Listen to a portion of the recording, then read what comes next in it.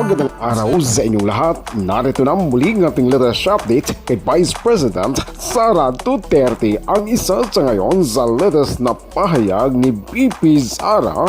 Narito, panoorin po natin ang full video. Ako naman si Colander TV. Cared for her life.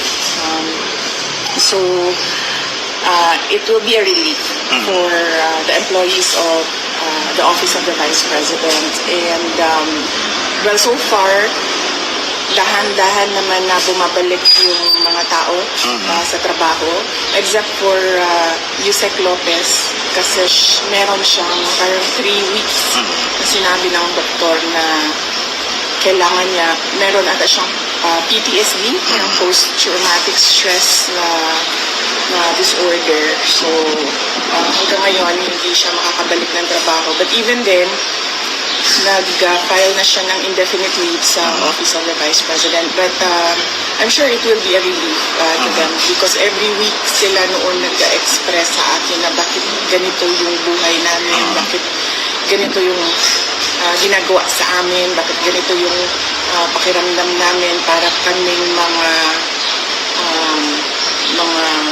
fugitives, para kaming mga convicts.